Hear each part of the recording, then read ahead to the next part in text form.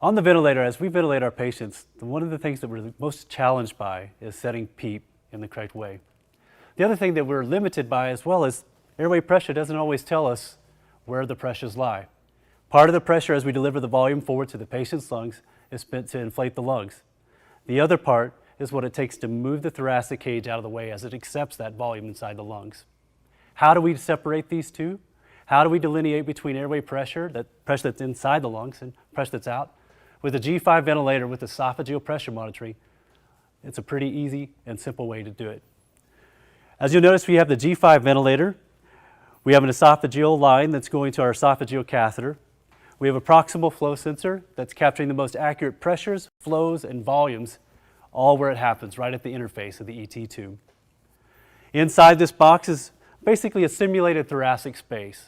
We have an esophageal catheter that's in there that would normally be placed in the esophageal space, in the lower 1/3 of the esophagus, directly behind the heart and just above the diaphragm. And we would use that pressure as a surrogate for pleural pressure.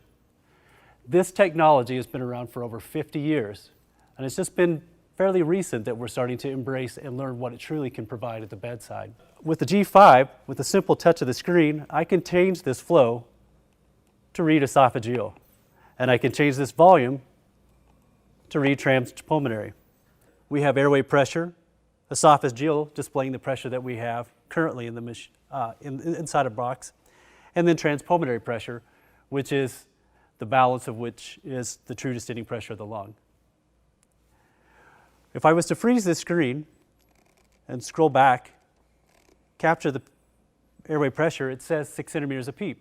The pressure outside the lungs is 0 because we haven't pressurized at this time, the balance of which gives me 6 centimeters of water pressure. So in essence, airway pressure, combination of what's seen inside the lungs and outside the lungs combined, subtracting out what's outside the lungs, which we're able to measure with esophageal, gives us transpulmonary. Transpulmonary pressure at the end expiratory phase would be the true distending pressure of the lungs at end expiratory phase, or transpulmonary PEEP. And in the inspiratory phase, it would be transpulmonary plateau. To demonstrate for you what happens when the pressure outside the lungs exceeds the pressure that we've applied with PEEP, we've increased the pressure to this box to 16 centimeters of water pressure. Because we have an esophageal catheter in place, we can tell you exactly what that pressure is and reconfirm the settings that we've dialed in.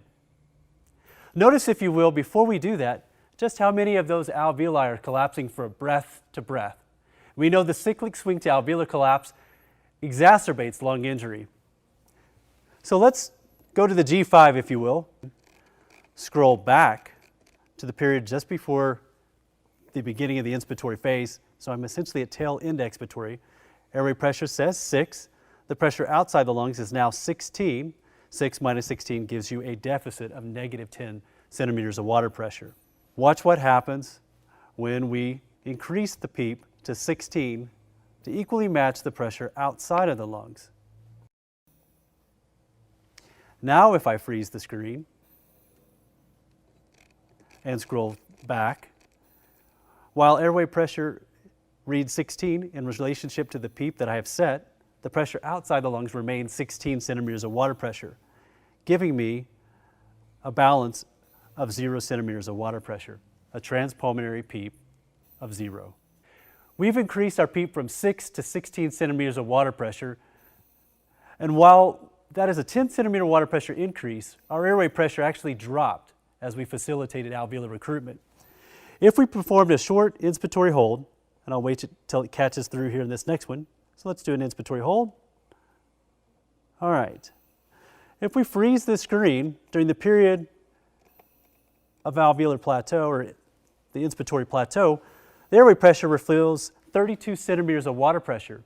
The pressure outside the lungs is 16, ending with a transpulmonary plateau pressure of 16 centimeters of water pressure.